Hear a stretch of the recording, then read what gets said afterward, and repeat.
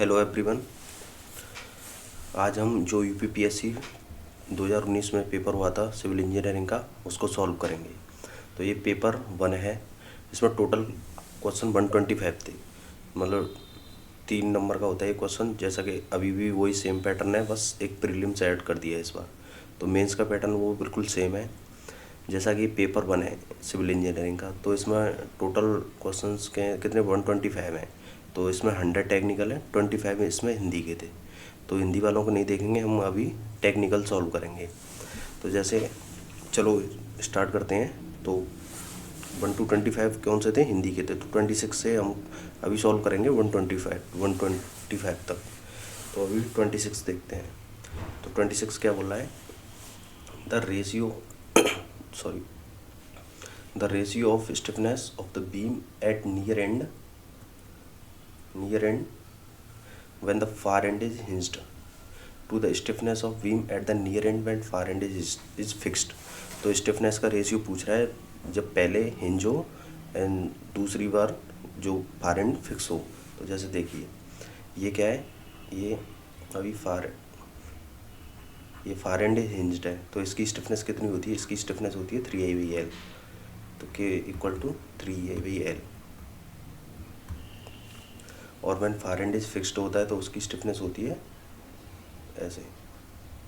तो इसकी स्टिफनेस होती है 4E/L।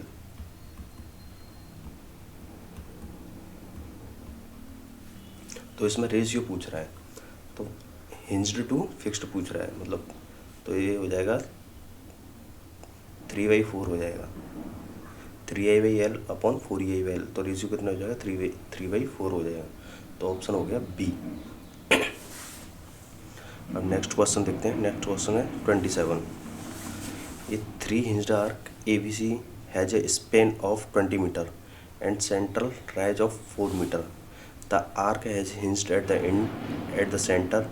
A train of 2 point load 20 kN and 10 kN। 2 point load है 20 kN का 10 kN and 5 meter apart crosses this arc from left to right और 20 kN leading। 20 kN load leading the maximum thrust induced at the support। अब देखिए क्या ये एक arc है, ये आर्क है 3 hinged आर्क है। एक यहाँ और एक यहाँ पे। और जो सेंट्रल राइज है इसका कितना है? 4 मीटर है। तो जो हॉरिजॉन्टल थ्रस्ट का जो ILD होता है वो क्या होता है? ये होता है ट्रायंगुलर होता है। और इसका जो ऑर्डिनेट होता है ये ऑर्डिनेट होता है अगर ये अगर ये है, ये B है जो इंच की डिस्टेंस है। तो इसका और ये H है अगर राइज है जो। तो इस ऑर्डिनेट की वैल्यू क्या होगी? AB/LH। तो ये सेंट्रल पे है बिल्कुल। तो A और B बराबर हो जाएंगी। और टोटल कितना है? स्पैन कितना है? 20 मीटर। तो A = B = 10 मीटर हो जाएगी क्योंकि सेंटर पे है। तो कितना हो जाएगा? ऑर्डिनेट निकाल लेते हैं पहले हम हॉरिजॉन्टल थ्रस्ट के लिए। तो A × 10 टोटल कितनी है? 20 और राइज कितना है? 4 मीटर। तो इसकी वैल्यू कितनी आ जाएगी? इसकी वैल्यू आ जाएगी 5/4 1.25। अब इसकी वैल्यू आ गई 1.25 इस ऑर्डिनेट की। तो हमें क्या कर रहा है? मैक्सिमम पूछ रहा है। तो और जो लोड की कंडीशन क्या है? लोड की कंडीशन है 20 kN लीड कर रहा है और 5 मीटर डिस्टेंस पे कितना है? 10 kN।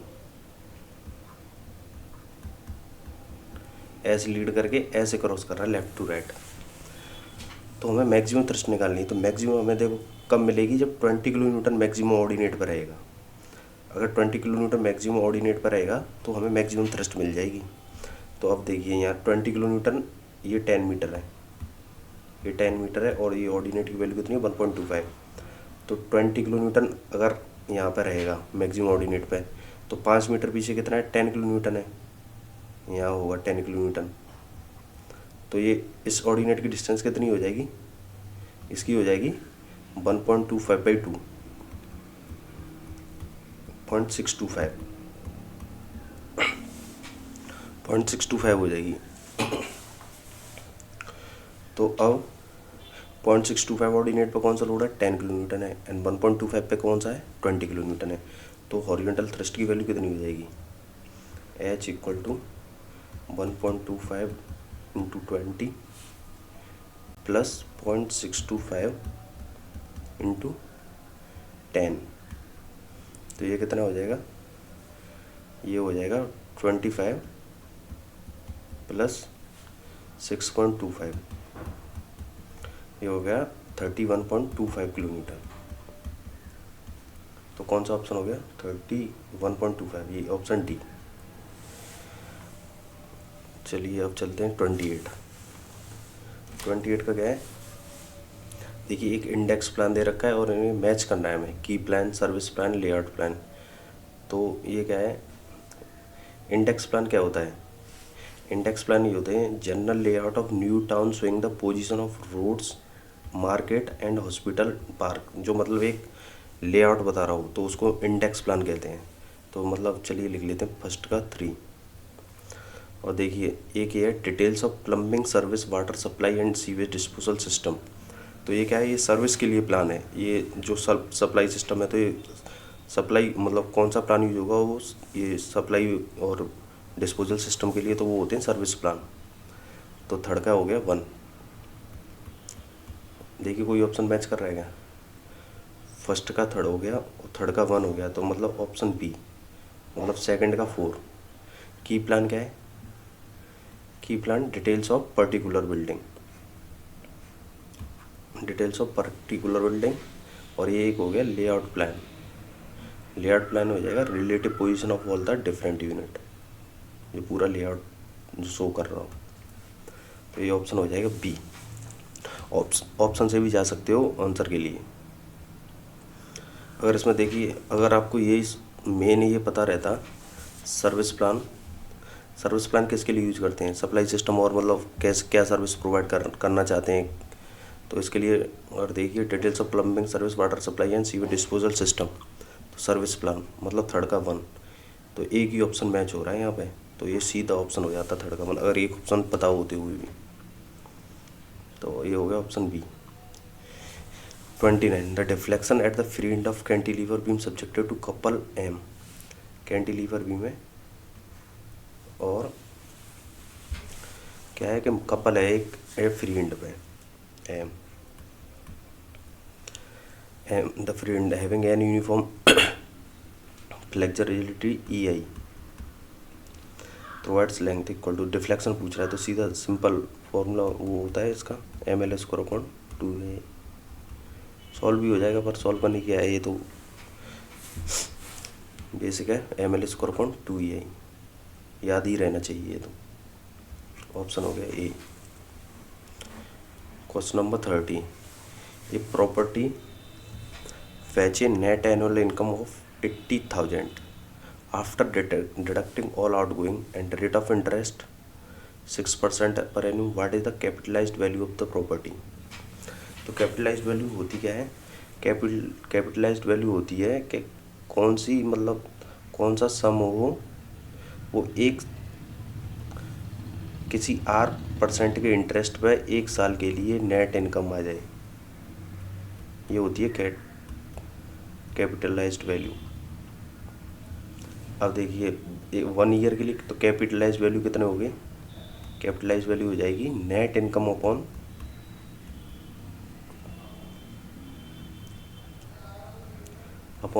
R, ये एनुअल नेट इनकम है। तो नेट इनकम अपॉन R, तो नेट इनकम क्या है, नेट इनकम है 80,000 अपॉन आई कितना, रेट कितना है 0.06% है। तो ये आ जा रहा है 80,000 अपॉन 0.06, तो आ रहा है 133 करके आ रहा है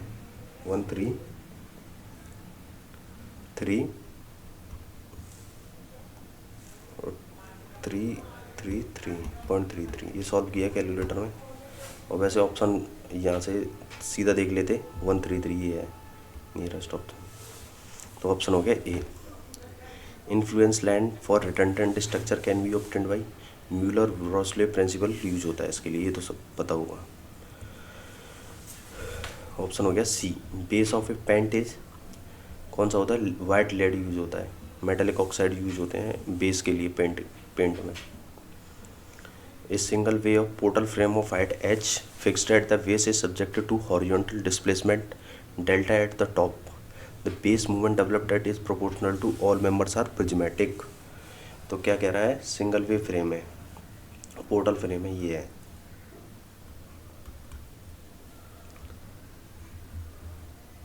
ऊपर क्या कर रहा है, हॉरिजॉन्टल डिस्प्लेसमेंट हुआ है, ये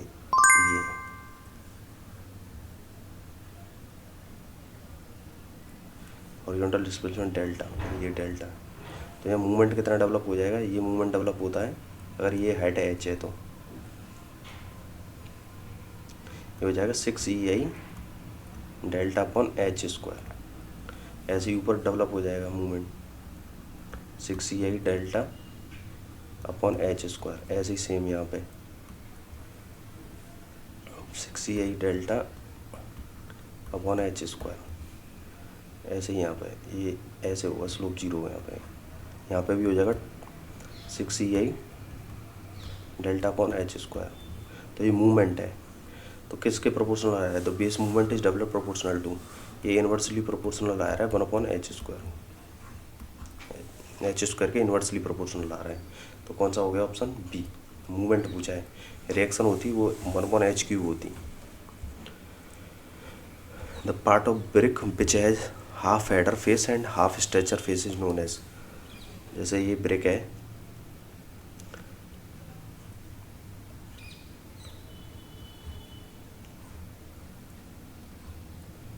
ये ब्रिक है, तो हाफ हेडर फेस और हाफ, ये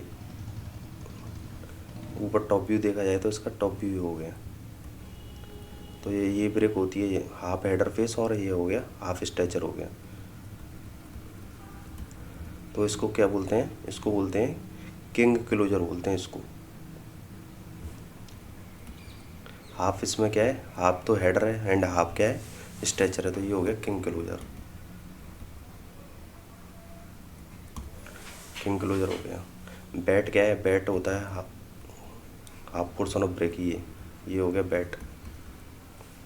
और क्वीन क्लोजर क्या होता है, क्वीन क्लोजर अगर ये है तो ये ब्रेक का टॉप व्यू है, अगर ये ब्रेक है तो ये हो गया क्वीन क्लोजर, ठीक है। तो ये कौन सा है, half header face and half stretcher face है, तो कौन सा हो गया, ऑप्शन हो जाएगा किंग क्लोजर बी।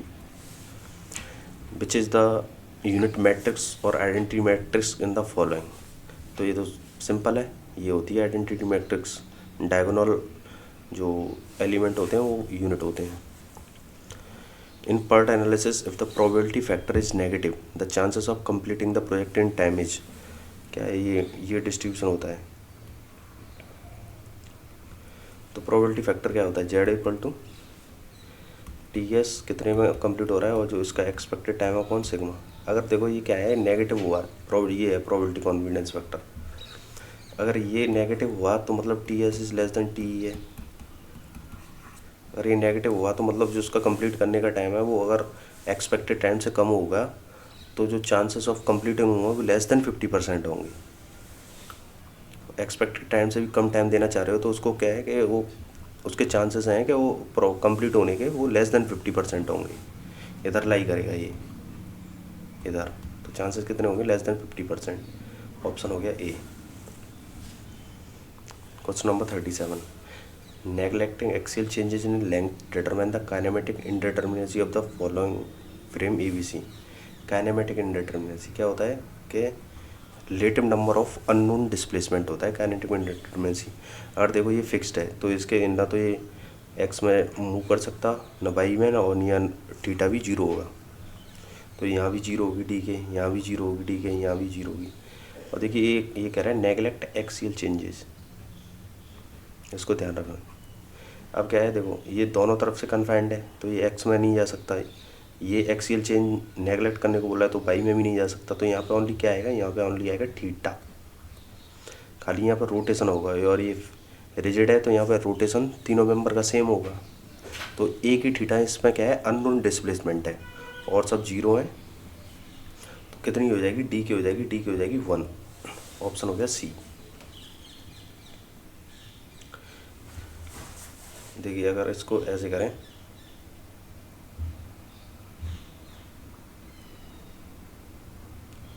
ये खाली यहाँ पर थीटा, इस सब का थीटा सेम हुआ, तो एक ही अननोन है थीटा, तो डी के हो जाएगा 1। क्वेश्चन नंबर 38 क्या बोल रहा है, एक हो गया था बिल्डिंग लीज, एक ऑक्यूपेशनल लीज, सब लीज और लाइफ लीज। तो देखिए लाइफ लीज से समझ में आ रहा है कि duration of lease is given until death, तो मतलब ये हो गया फुल टाइम, मतलब जब तक डेथ, लाइफ लीज हो गया, ये हो गया फोर्थ का 3 हो गया। एक होता है building lease, the lease holder does not have right to spend money on construction. And occupational lease, the leaser holder can erect a building. तो ये खाली ऑक्यूपेशन के लिए मतलब ये होती है, मतलब उसमें कंस्ट्रक्शन नहीं करवा सकता। तो ऑक्यूपेशनल लीज होगी, the lease holder does not have right to spend money on construction. Second का हो गया 1। और बिल्डिंग लीज क्या है, lease holder can erect a building, तो फर्स्ट का क्या हो गया, फर्स्ट का हो गया 2। तो कौन सा ऑप्शन है, फर्स्ट का हो गया 2, सेकंड का हो गया 1, फोर्थ का हो गया 3, ऑप्शन हो गया बी। और जो बचा हुआ कौन सा बचा, थर्ड सब लीज, ये हो गया लीज होल्डर में रेंटर लीज होल्ड प्रॉपर्टी, तो ऑप्शन हो गया B. 39 for a linear elastic structural system minimization of potential energy yield, ये कंपेटिबिलिटी कंडीशन देता है, minimization of potential energy. The steel structure thickness of base plate in column base is determined from the, क्या है option A flexural strength of plate, C B है option shear strength of plate, C है bearing strength of the concrete pedestal and punching criteria. तो जो thickness of base plate की है ना, वो कैसे निकालते हैं, माउस का, ये बेस प्लेट है ये, तो यहाँ से नीचे से अपवर्ड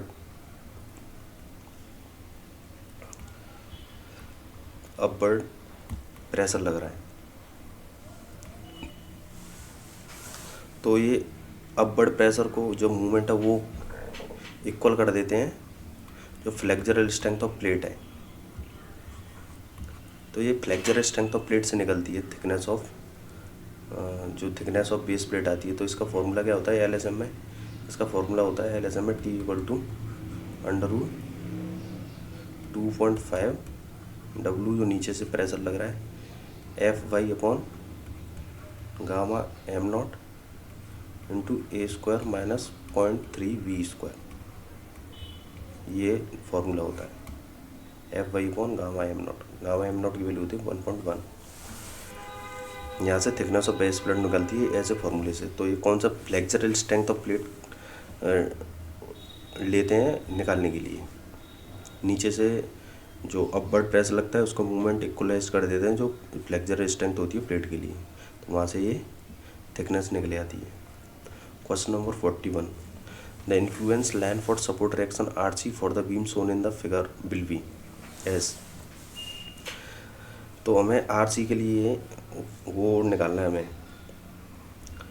इन्फ्लुएंस लाइन निकालनी है, तो म्यूलर विरोस्लिप प्रिंसिपल यूज करेंगे। तो क्या है RC पे हम क्या करेंगे, मतलब और कोई सपोर्ट न हटा के RC पे हम यूनिट डिस्प्लेसमेंट देंगे अपवर्ड में। तो जैसे हमने यहाँ पे यूनिट डिस्प्लेसमेंट दिया RC पे, तो ये कैसे करें, ऐसे अगर ये यहाँ से तुमने पकड़ी और बीम ऊपर उठाया, तो ऊपर उठाया तो ये बीम है, यहाँ हिंज है, तो ये ऐसे डिफ्लेक्ट करी, ऐसे करके ऐसे नहीं, ऐसे, और ये RC पे कितना होगा, ये यूनिट डिस्प्लेसमेंट होगा।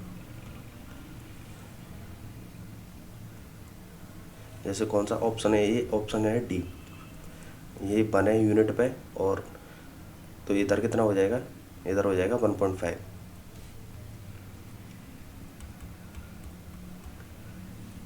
हो जाएगा, ये यहाँ डी पे से पास करेगा, ये जो ऐसे कर रहा है डी पे, डी को हमें सपोर्ट कंसीडर करना पड़ेगा। ये डी को सपोर्ट कर रहे हैं तो ये ऑप्शन मैच हो रहा है, नहीं तो और कोई ऑप्शन इसमें मैच हो नहीं रहा। तो डी हमें support consider D as a support.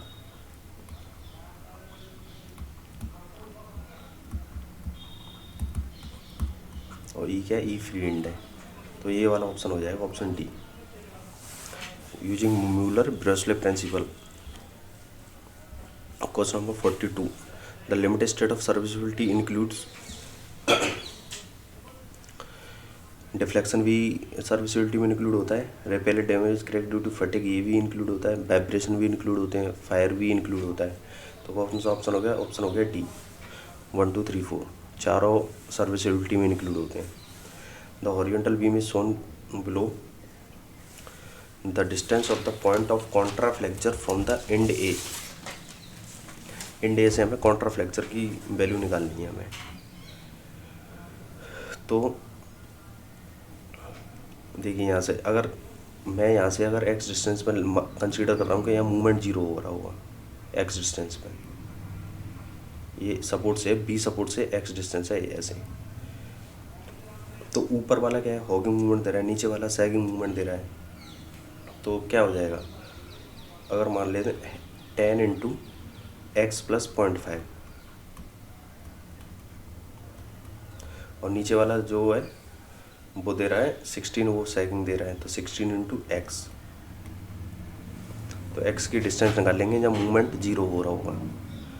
तो कॉन्ट्रा फ्लेक्चर वही तो होता है जहाँ मूवमेंट पॉजिटिव से नेगेटिव में चेंज हो रहा हो। जो पॉजिटिव से नेगेटिव में चेंज हो रहा हो तो किसी जगह पे वो जीरो कर रहा होगा मूवमेंट, तो वही कॉन्ट्रा फ्लेक्चर होता है। तो अब देखिए 10x हो गया ये, अगर इसको इधर कर देंगे 16 से डिवाइड इधर कर लेंगे तो ये हो जाएगा 1.x plus 0.5 1.6x।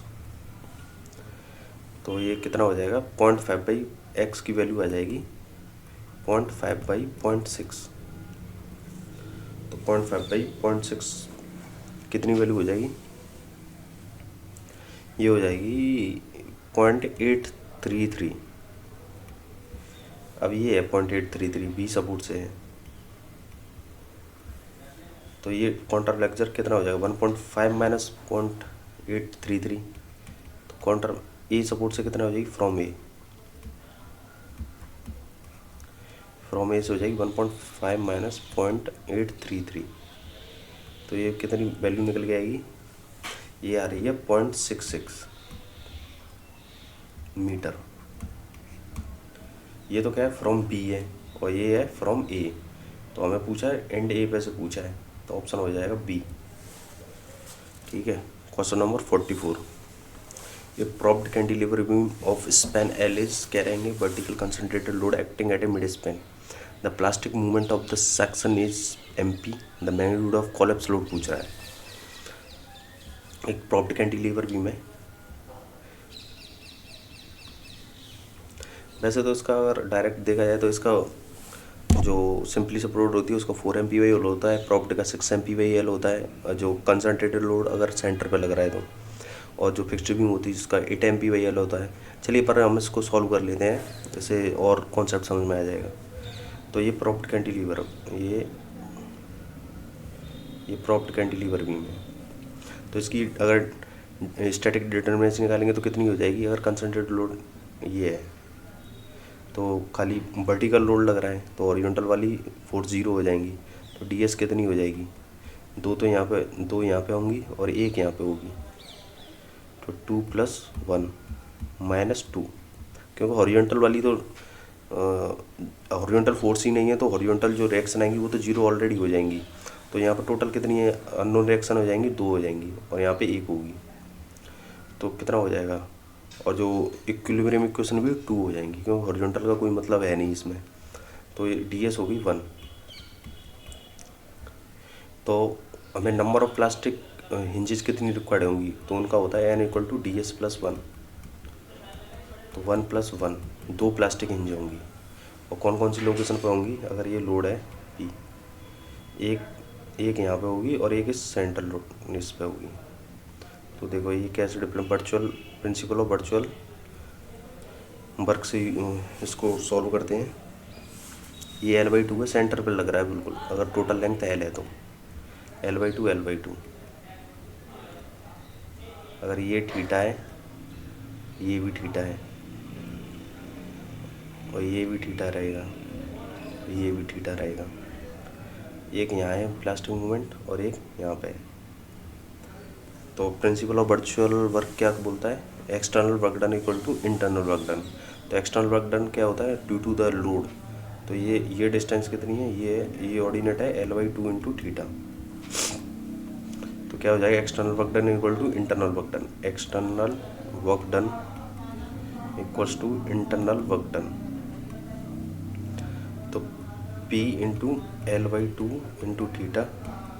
Internal work done क्या हो जाएगा? एक तो प्लास्टिक मूवमेंट यहाँ पे है तो MP इंटू थीटा, प्लस यहाँ पे कितने टोटल 2 रोटेशन है, तो ये हो जाएगा MP into 2 theta. MP into 2 theta, तो ये कितना हो गया? PL theta by 2 equal to 3MP theta. तो थीटा से थीटा गया, P निकाल लेंगे तो 2 इधर चला जाएगा, तो ये हो जाएगा कोलैप्स लोड हो गया 6MP/L। ऐसे करके सॉल्व हो जाएगा। तो कौन सा ऑप्शन है? ऑप्शन हो गया B, 6MP/L। Question number 45। The excavation was carried out for a foundation on a plastic clay with unit weight 22.5।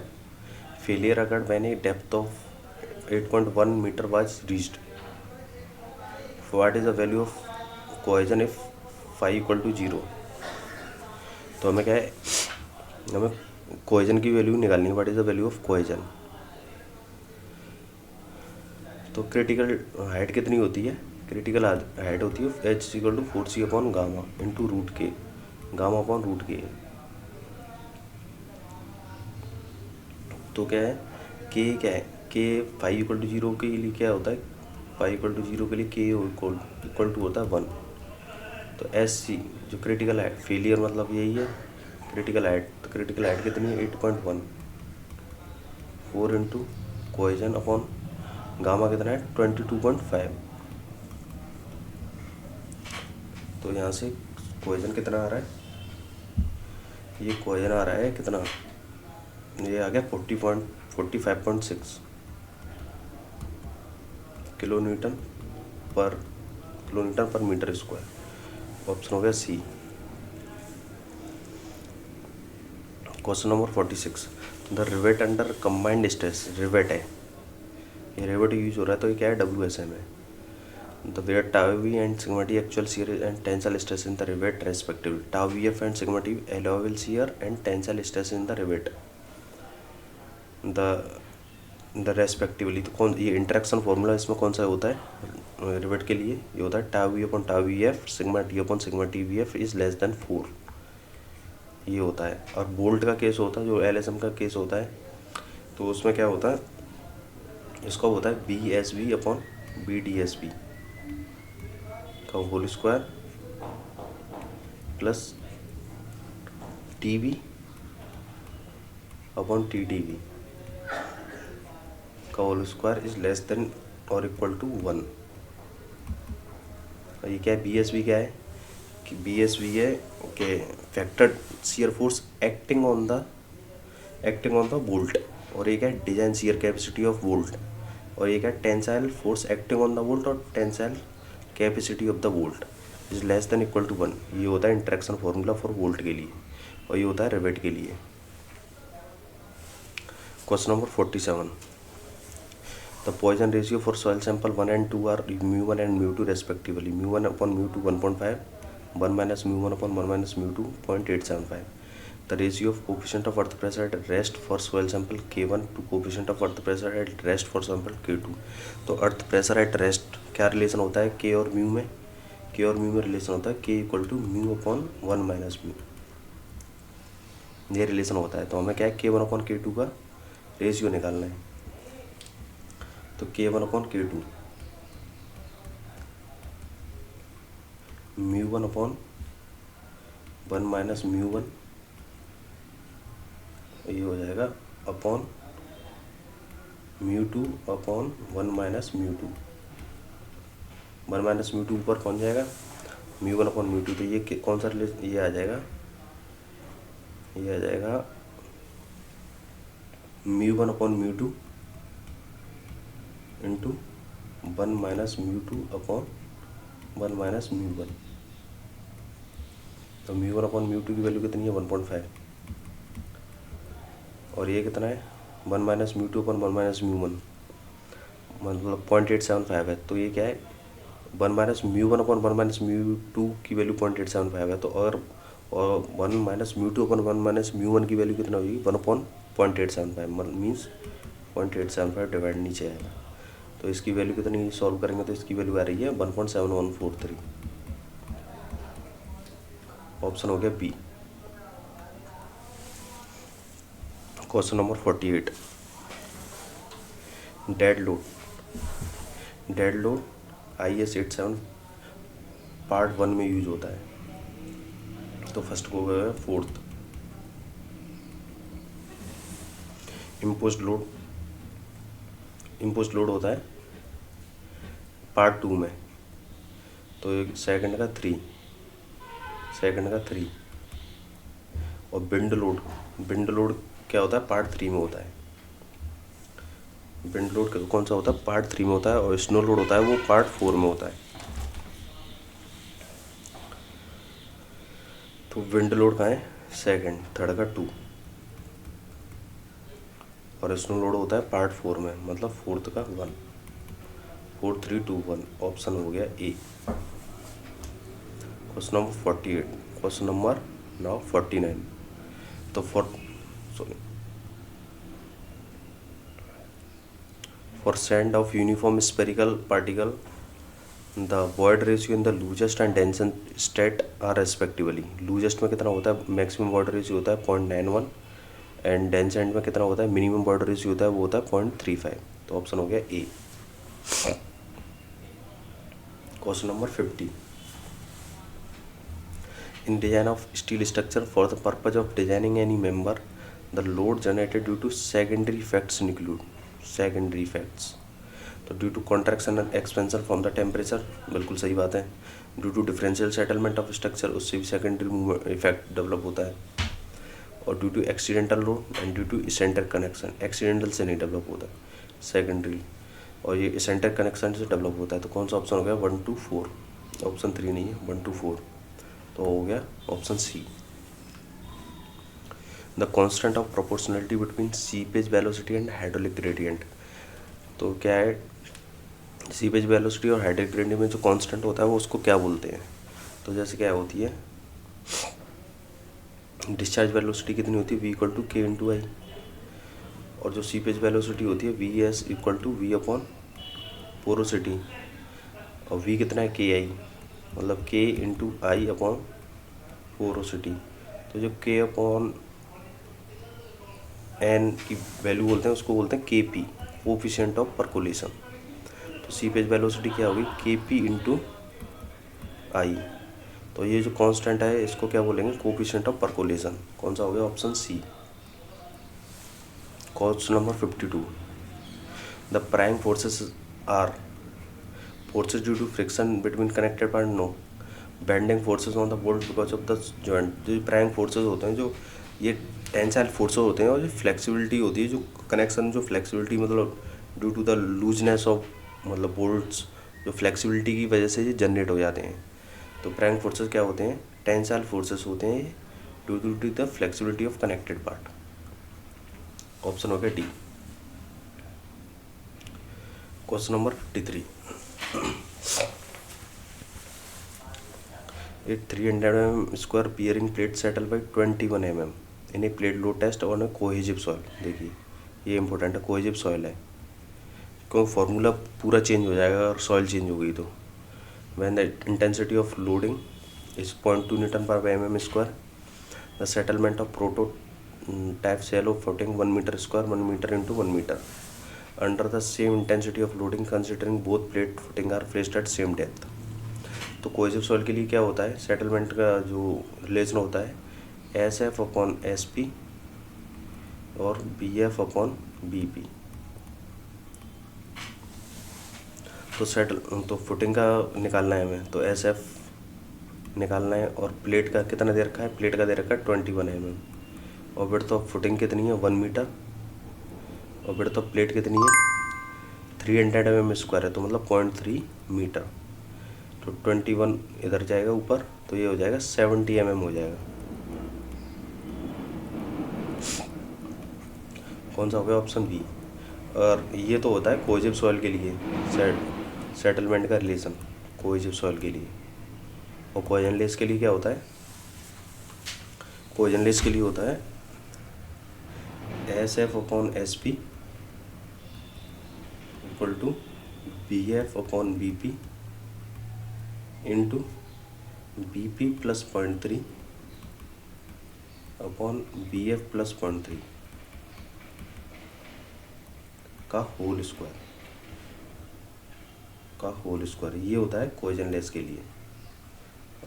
तो तभी अगर सॉइल चेंज हो जाती तो पूरा, तो सॉइल थोड़ा ध्यान से देखना है। तो question number 54, in A steel plate with bolted connection the rupture of net section in mode of failure under.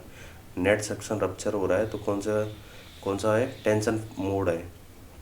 Tension के जब टेंशन होगी तब ये फेलियर आता है, rupture of net section. Question number 55, in a drain triaxial compression test conducted on a dry sand. देखिए sand दे रखी है, ड्राई सैंड और ड्रेन ट्राईएक्सियल कंप्रेशन टेस्ट है। Failure occurred when a deviated stress, note down कर लेते हैं। Deviated stress कितनी है, डेविएटेड स्ट्रेस है 218 kilonewton per metre square, kilonewton per metre square at a confining pressure of 61। Confining क्या है, कन्फाइनिंग प्रेशर दे रखा है 61। The effective angle of shearing resistance and the inclination of failure plane निकालना है हमें। क्या निकालना है, फाई निकालना है और थीटा निकालना है। तो क्या रिलेशन होता है, जो 5 स्टार इक्वेशन होती है, 5 स्टार इक्वेशन होती है sigma 1 equal to sigma 3 10 square 45 plus 5/2 plus 2C 10 45 plus 5/2। अब देखिए ड्राई सैंड है और ड्रेन ट्राईएक्सियल टेस्ट है, तो इसमें क्या है, कोहेजन जीरो होगा, कोहेजन जीरो होगा। तो सिग्मा 1 कितना हो जाएगा, सिग्मा D प्लस सिग्मा 3, तो ये कितना हो जाएगा 218 प्लस 61, तो ये हो जाएगा। तो चलिए इसको देखते हैं कितना हो जाएगा। ये हो जाएगा 9 एंड 6 1 7 और 279 हो गया। तो क्या रिलेशन हो गया, 279 इक्वल टू सिग्मा 3 कितना है 61 10 स्क्वायर 45 प्लस 5/2। तो यहाँ से कितना आ जाएगा, तो 45 प्लस 5/2 यहाँ से सॉल्व हो गया, इतने आ जाएगा। थीटा की वैल्यू इतनी आ जाएगी, ये 65 की अप्रोक्स आ रही है। देखिए थोड़ा ये इसमें अप्रोक्सीमेशन मानना पड़ेगा, क्योंकि कैलकुलेटर अलाउ नहीं है, तो ये थोड़ा देखना पड़ेगा, क्योंकि थोड़ा टिपिकल क्वेश्चन है ये। तो ये हो गया क्रिटिकल एंगल हो गया, ये थीटा सी है। और यहाँ से फाई निकालेंगे तो फाई आ जाएगा कितना, फाई आ जाएगा 40 डिग्री। तो कौन सा ऑप्शन मैच कर रहा है, तो हमें क्या है, angle of shearing resistance 40 degree and the inclination of failure plane मतलब थीटा सी क्रिटिकल एंगल हुआ 65। तो ऑप्शन हो गया D. Question number 56, the flange splice in plate girder is preferably placed near about. ये क्वार्टर स्पैन सेक्शन के near रखी जाती है, quarter span section. Question number 57, a pile 450 mm in diameter and 50 mm long is driven into soft clay। देखिए ये soft clay है, the undrained strength of soil varies linearly with depth. जो क्या है, कोहेजन है वो लीनियरली वेरी कर रहा है depth. Determine the allowable pile load capacity using total stress. ये भी इफेक्टिव स्ट्रेस नहीं, total stress analysis. The factor of safety required is 2, FOS दे रखा है 2। Ground water is at surface. तो ये पाइल है, ये पाइल है। तो ये क्या है, जो कोहेजन है वो कैसे वेरी कर रहा है, लीनियरली वेरी कर रहा है। तो ऊपर तो सिग्मा जेड 0 होगी तो SU भी 0 हो जाएगा। तो और नीचे कितने हो जाएगा, SU हो जाएगा नीचे 0.22 इंटू सिग्मा जेड कितना हो जाएगी, गामा इंटू ये जेड है तो कितना हो जाएगा, टोटल वेट यूज़ करना है, टोटल स्ट्रेस यूज़ करनी है यहाँ पे। तो गामा इंटू जेड, तो ये हो जाएगा 0.22। गामा कितना है 17 एंड जेड कितनी है 15 मीटर बेस पे। तो यहाँ से ये कितना निकल के आ रहा है, यहाँ से ये निकल के आ रहा है, ये आ गया 56.1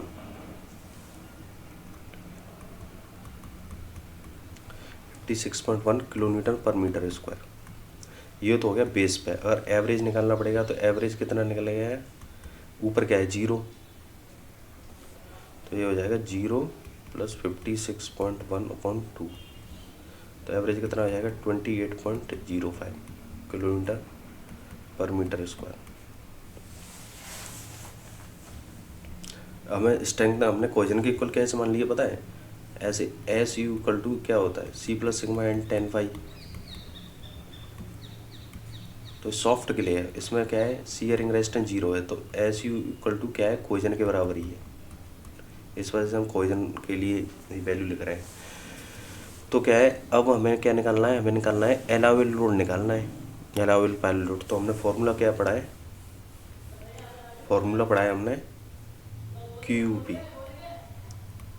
9C AB कितना हो जाएगा π/4 × π² प्लस अल्फा C π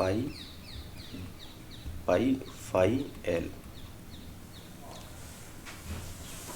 फाई क्या है, फाई डायमीटर ऑफ वो है, डायमीटर ऑफ पाइल है। अगर इसको और सिंपलिसिटी के लिए हम नोटेशन इसमें D यूज कर लेते हैं, πdl, और ये πd², डायमीटर ऑफ पाइल। तो 9C, तो ये क्या है, बेस पे कोहेजन कितना है 56.1 × π/4, D कितना है 0.45 है, कितना है 0.45 मीटर डायमीटर है।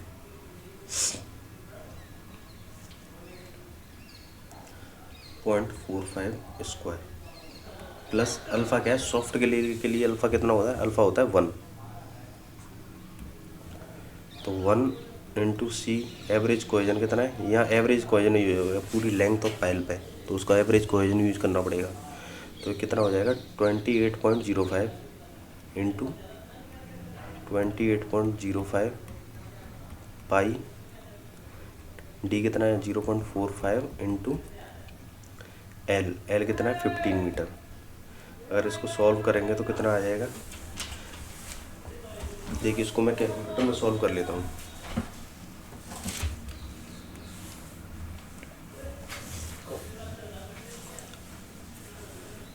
ये हो जाएगा, और सेफ निकालना है तो कितना हो जाएगा, 2 से डिवाइड कर देंगे, तो ये आ रहा है 286.1 आ रहा है।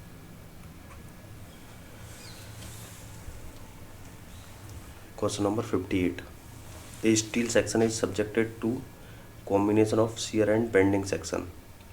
शियर एंड बेंडिंग लग रहा है, the applied shear force B and shear capacity of section PS for such section high shear force as per ISA 10/2 defined as.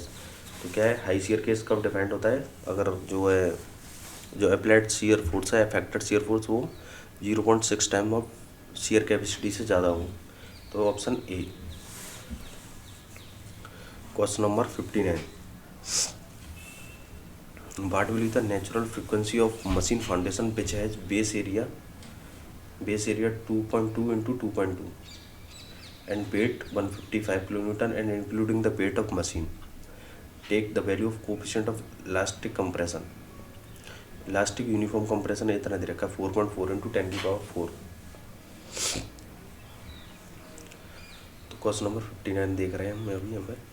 तो coefficient of elastic uniform compression कितना दे रखा है, सी यू दे रखा है हमें 4.4 इंटू 10 की पावर 4 किलो न्यूटन पर metre cube.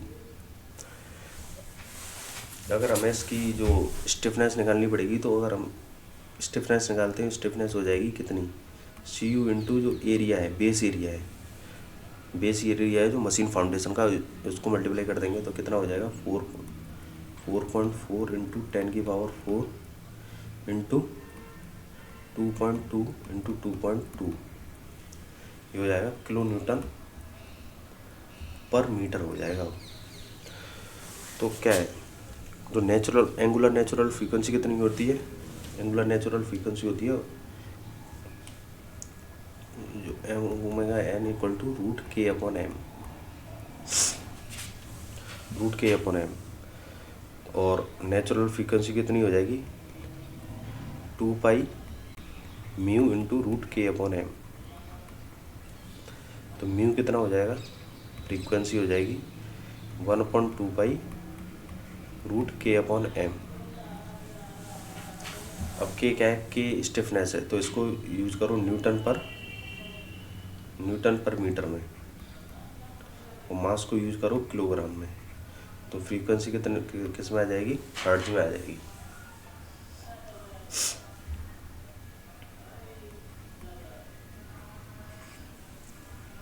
तो ये हो जाएगा 1/2 पाई इंटू स्टिफनेस कितनी हो जाएगी, ये है 4.4 इंटू 10 की पावर 4 इंटू 2.2 इंटू 2.2। तो न्यूटन पर मीटर में यूज करना है, तो 10 किलो न्यूटन हटाएंगे तो कितना हो जाएगी 10 इंटू 10 की पावर 3, तो ये कितना हो जाएगा 10 की पावर 7। तो ये कितना हो गया 4.4 इंटू 2.2 इंटू 2.2, ये हो जाएगा टोटल 10 की पावर 7, ये पूरा अंडर रूट है, अपॉन मास कितना हो जाएगा केजी में 155 किलो न्यूटन दे रखा है, 155 किलो न्यूटन। तो इंटू 10 की पावर 3 करेंगे, न्यूटन में डिवाइड बाई 10 करेंगे तो किस में आ जाएगा, ये जाएगा केजी में, मतलब 100 से इधर मल्टीप्लाई करना पड़ेगा क्योंकि एक जीरो कट जाएगी, किलोग्राम में कन्वर्ट, किलो न्यूटन हटाएंगे तो इंटू 10 की पावर 3 कर देंगे, और किलोग्राम में कन्वर्ट करेंगे तो 10 से डिवाइड मारना पड़ेगा, तो टोटल कितना होगा 100 आएगा। तो ये अगर इसको सॉल्व करेंगे तो ये आ रही है 58.6 अपॉन पाई के करीब आ रही है। तो कौन सा ऑप्शन है, ऑप्शन है बी।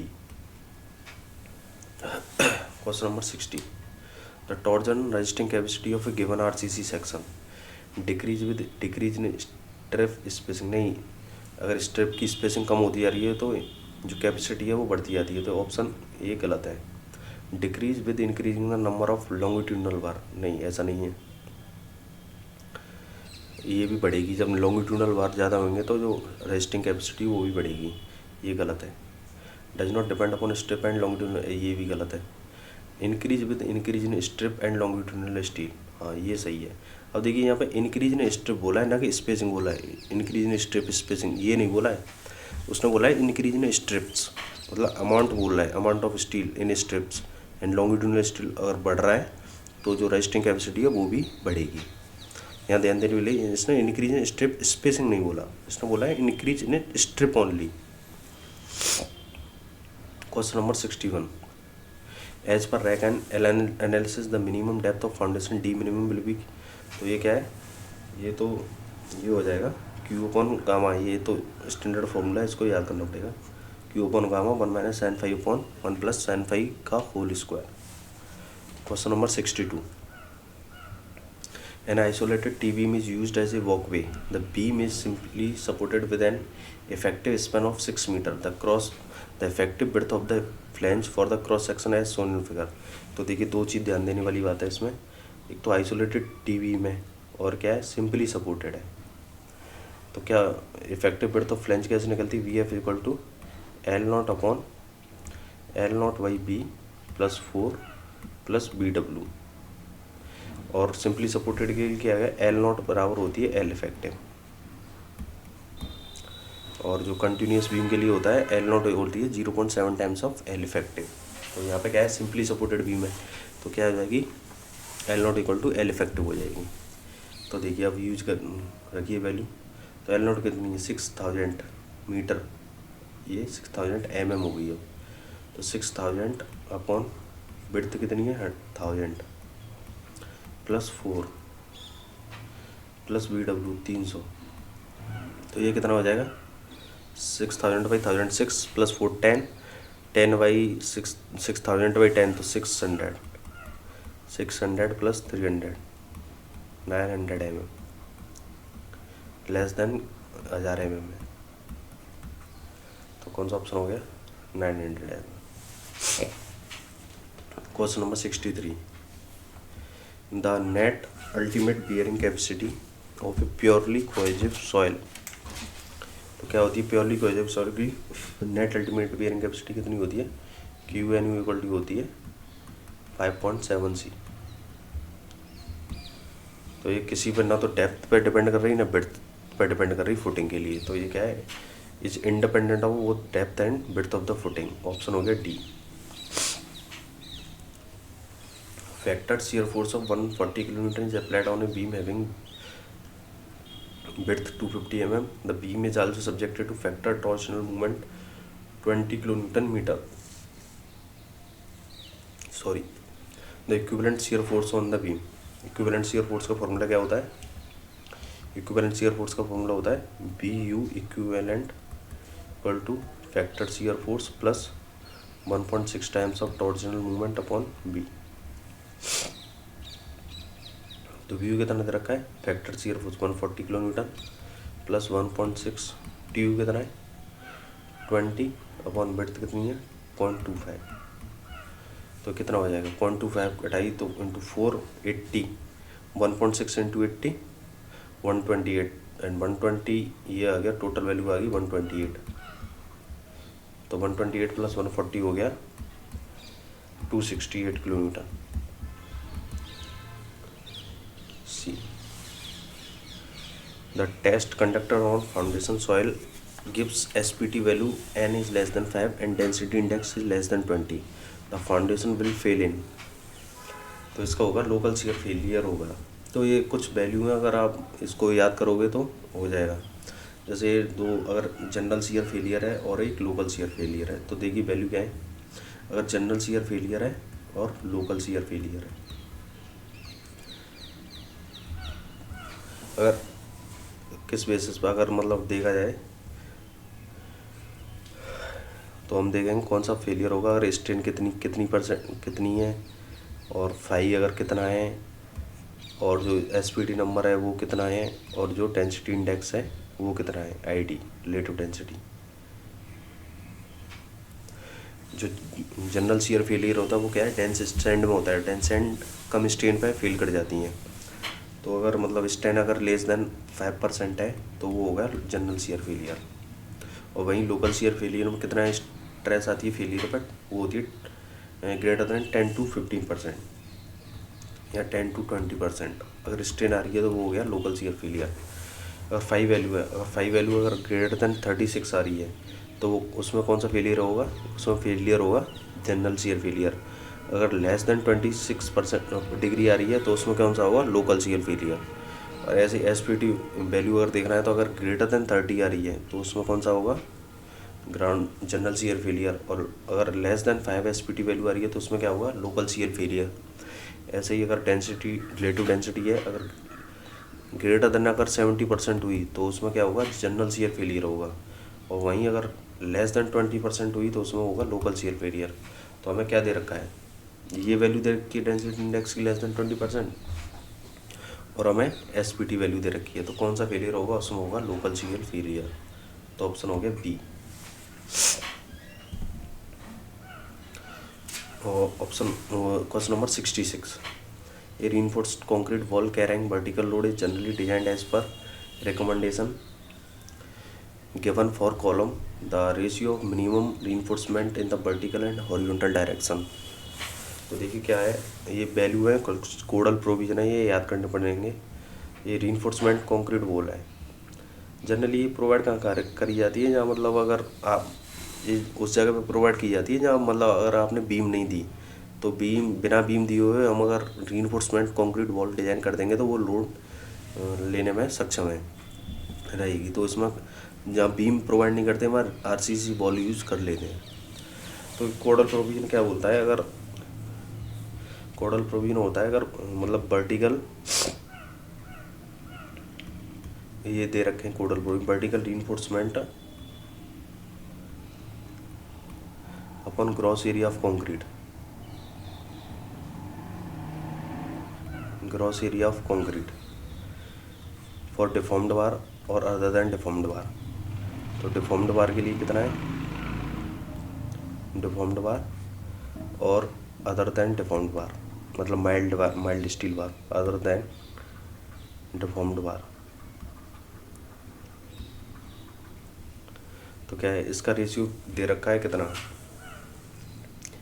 तो 0.0012 और इसका है अदर देन डिफॉर्म्ड बार के लिए 0.0015, क्योंकि माइल्ड, अगर माइल्ड यूज़ होगी तो उसमें हमें रीइंफोर्समेंट ज़्यादा प्रोवाइड करना पड़ेगा, क्योंकि उसकी जो स्ट्रेंथ होती है वो कम होती है। तो जो रेशियो है वो डिफॉर्म्ड बार में कम होगा, क्योंकि इसकी स्ट्रेंथ ज़्यादा होती है तो कम स्टील प्रोवाइड करना पड़ेगा।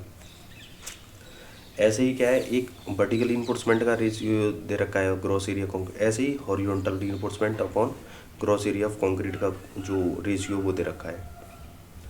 तो हॉरिजॉन्टल जो reinforcement upon gross area of concrete,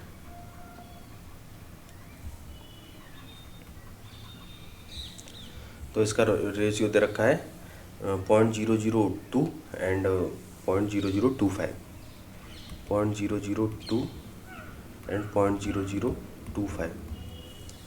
तो हमें क्या पूछ रहा है, हमें पूछ रहा है, देखो, the ratio minimum reinforcement in the vertical and horizontal direction. तो हमें क्या है, वर्टिकल एंड हॉरिजॉन्टल में पूछ रहा है, तो कौन सा ऑप्शन हो जाएगा, ये हो जाएगा 0.001.2, 0.00। तो रेशियो हो गया, वर्टिकल अपॉन हॉरिजॉन्टल पूछा है 0.0012 अपॉन 0.002, तो ये कितना हो गया, 12/20 हो गया, 12/20 हो गया, तो हो गया 3:5। और ऐसे ये रेशियो 3:5 आ रहा है, कोई सा भी यूज़ कर लो तो क्या है, 15/25 भी 3:5 आएगा। तो कौन सा रेशियो हो गया, रेशियो हो गया ये 3:5, ऑप्शन डी।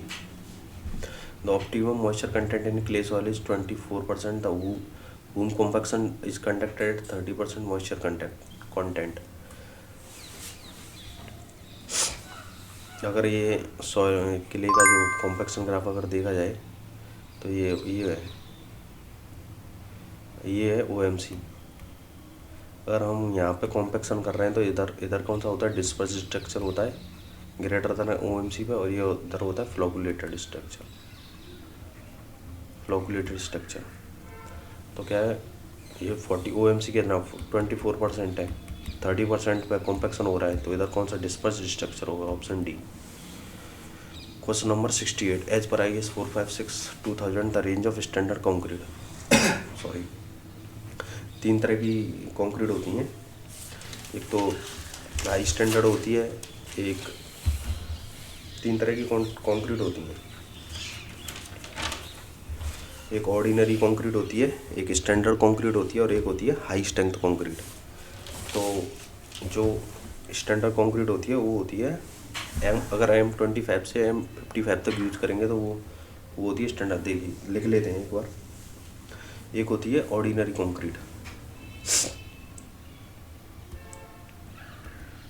कंक्रीट, एक होती है standard concrete,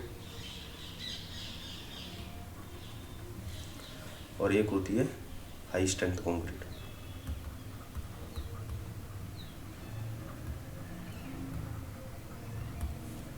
high strength concrete तो ऑर्डिनरी कंक्रीट में कौन से आते हैं, M10 हुआ, M10 हुआ, M15 और M20।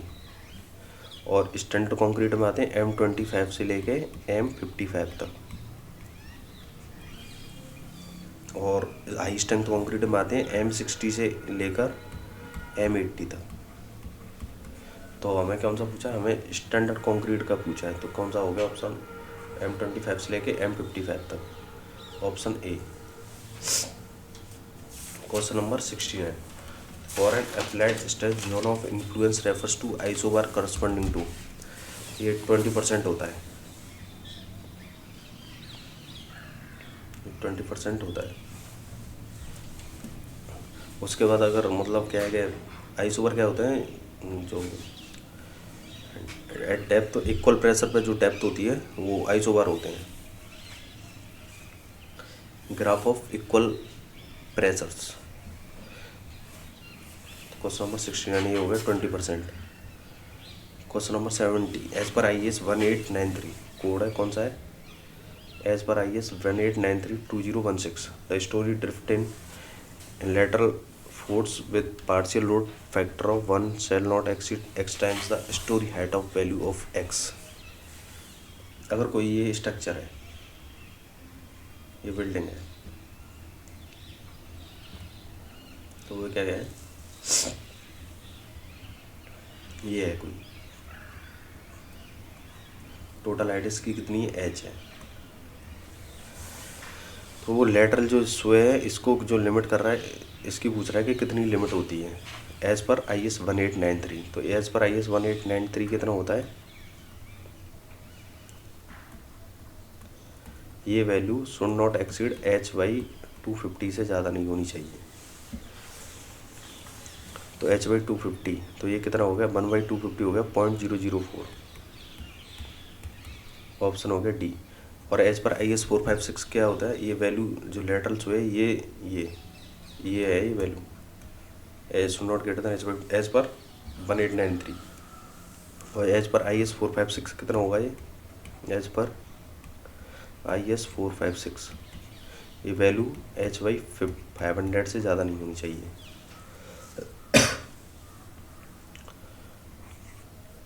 ये होता है h/500 मतलब 0.002। Question number 71, in a flow net drawn a sheet pile involve the number of flow channels. Flow channel कितने, 4 है। और number of potential drop, head drop कितने, 12 है। If the difference in the upstream and downstream water level is 3 metre, मतलब head difference कितना है देखा, 3 metre. What is the discharge per metre width of sheet, के दे रखा है 0.1। तो क्या है, डिस्चार्ज पूछ रहा है, तो डिस्चार्ज का फॉर्मूला क्या होता है, Q = K × H NF/ND। के दे रखा है 0.1, H कितना दे रखा है 3 मीटर, NF कितना है 4/12, तो 4/3, 3 से ये 3 गया, तो ये हो गया 0.1 metre cubic second per metre. तो ये हो गया option B. Question number 72, the ring beam of inch tank carries a hoop tension 120 kN। The beam cross section is 250 wide and 400 mm deep and is reinforced with 4 bars of 20 mm dia Fe415 grade. The modular ratio of concrete is 10. The tensile stress in the concrete, तो tensile strength क्या होती है, sigma T. ये होती है जो hoop tension, जो tension आ रही है P/B × D + M-1 × EST। ये एक्चुअली क्या है, ये इक्विवेलेंट एरिया ऑफ कंक्रीट है, इक्विवेलेंट एरिया ऑफ कंक्रीट। तो अगर वैल्यू पुट करेंगे तो P कितना है 120 kN, न्यूटन में चेंज कर लिया, × 10⁻³ B × D, तो 250 mm wide × 400 mm + M-1। m-1 हो गया 9, m10-1 9 into A S T कितना हो जाएगा, 4 बार से 4 इंटू π/4 इंटू 20 स्क्वायर। तो मेरे पास ये कैलकुलेटर है, मैं इसको सॉल्व करता हूँ, ये आ जाएगा, ये 4 से 4 चला जाएगा है, तो सॉल्व करके बताता हूँ। 120 into 10⁻³ upon 250 into 400 plus 9 into pi into 20 square. तो ये आ गया 1.078 Newton per mm square. Option हो गया B. Question number 73, the shrinkage limit of clay whose void ratio in dry state is 0.5 and specific is 2.7। देखिए इसमें ध्यान दिए, shrinkage limit of clay whose, shrinkage limit पूछ रहा है, तो श्रिंकेज लिमिट क्या होता है, जिस पर सैंपल जस्ट सैचुरेटेड हुआ होता है। और मतलब क्या है कि श्रिंकेज लिमिट होती है जिससे minimum content less than water content पे वॉल्यूम चेंज नहीं हुआ। और ये भी होता है कि श्रिंकेज लिमिट पे जस्ट सैंपल सैचुरेटेड हुआ होता है। तो अगर 100% सैचुरेशन है तो एस की वैल्यू कितनी हो जाएगी, S=1। अब हमें उस जहाँ जस्ट सैचुरेटेड हुआ हम उस पर वाटर कंटेंट फाइंड करना है। वही वाटर कंटेंट एक्चुअली क्या होगा, वो श्रिंकेज लिमिट होगी। तो क्या है, ES=WG। सैचुरेशन हो गया 1, बॉयड रेशियो श्रिंकेज लिमिट तक चेंज नहीं होगा, तो 1 इंटू ये हो जाएगी श्रिंकेज लिमिट इंटू G 2.75। तो ये श्रिंकेज लिमिट आ गई WS=0.2 मीन्स 20%। तो कौन सा ऑप्शन हो गया, ऑप्शन हो गया ए। एक concrete beam of rectangular cross section 200 into 200 mm pre-stressed with force of 400 kN at an eccentricity of 100 mm. The maximum compressive strength in concrete is, क्या है कि ये कंक्रीट का सेक्शन है, ये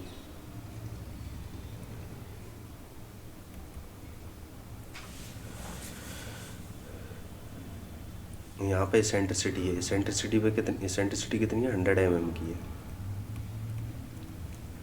और यहाँ पे फोर्स लग रहा है P। तो हमें क्या है, मैक्सिमम कंप्रेसिव स्ट्रेंथ पूछ रही है। तो इस बॉटम साइड पर होगी मैक्सिमम कंप्रेसिव स्ट्रेंथ। तो किस किस की वजह से होगी, एक तो होगी P/A की वजह से, मतलब डायरेक्ट, एक तो डायरेक्ट कंप्रेसिव स्ट्रेंथ होगी, एक होगी ड्यू टू द बेंडिंग, और जो इसेंट्रिसिटी की वजह से मूवमेंट आ रहा है उसकी जो बेंडिंग स्ट्रेस आएगी उसकी वजह से एक कंप्रेसिव स्ट्रेस होगी। तो ये हो जाएगी, कितना हो जाएगी, P/A प्लस मूवमेंट कितना हो जाएगा, P/E/I, और बाई पे निकालना है, मतलब बॉटम पेज पे निकालना पड़ेगा। तो बाई की वैल्यू हो जाएगी 200 mm। ये टोटल कितनी है, ये 200 mm है, ऊपर भी 200 mm है, एसेंट्रिसिटी 100 mm है, और जो जिसकी विड्थ है वो कितनी है, विड्थ है 200 mm। अब देखिए वैल्यू पुट करिए, P/A, P कितना है, 400 kN है, 400 kN into 10⁻³ upon area, area कितना है 200 इंटू 400 प्लस I/Y क्या होगा, Z हो जाएगा। तो P इंटू E कितना हो गया, P कितना है 400 इंटू 10⁻³ E कितना है 100, और Z कितना हो जाएगा, I/Y हो जाएगा Z, मतलब सेक्शन मॉडुलस, सेक्शन मॉडुलस होगा B into D square by 6। तो B कितना है 200, D कितना है, डेप्थ कितनी है 400, BD स्क्वायर बाई 6। अगर इसको 400 क्या है, इसको सॉल्व करेंगे, ये हो गया 5, और ये हो गया, ये पूरा टोटल वैल्यू आ गई 7.5। तो 5 plus 7.5, maximum compressive strength 5 plus 7.5 मतलब 12.5 आ गया न्यूटन पर mm स्क्वायर। और टॉप, ये तो हो गया बॉटम पेज पे इतनी आ रही है मैक्सिमम कंप्रेसिव स्ट्रेंथ, और टॉप पे कितनी आती, ये 5 तो कांस्टेंट, मतलब डायरेक्ट कंप्रेसिव स्ट्रेंथ ये तो सेम रहती, और ये होती टॉप पेज पे -7.5। ये हटाइए इसको, मतलब क्या है कि 5 - 7.5 -2.5 न्यूटन पर mm स्क्वायर ये टेंसाइल स्ट्रेस होती है, क्योंकि माइनस माइनस आ रहा है तो हमने कंप्रेसिव को पॉजिटिव लिया है, तो अगर माइनस आ रहा है तो वो टेंसाइल होगी। तो ऊपर कितनी टॉप फेस पे कितनी डेवलप हो रही है, -2.5 Newton per mm square tensile stress, और नीचे कितनी डेवलप हो रही है, 12.5 newton per mm square compressive stress. तो the most question number 75, the most useful synthetic physical property which is closely related to engineering performance, thickness, mass per unit area, strength, stiffness, सब ये क्या है, सब property है, पर सबसे most useful कौन सी प्रॉपर्टी होती है, वो होती है स्टिफनेस। तो कौन सा ऑप्शन होएगा, option D is the most correct answer. चलिए 75 तक हमने सॉल्व कर लिया है, और नेक्स्ट वीडियो में हम 76 से 125 तक सॉल्व करेंगे, और मतलब इस प्रीवियस ईयर को कंप्लीट कर लेंगे। चलिए, थैंक यू।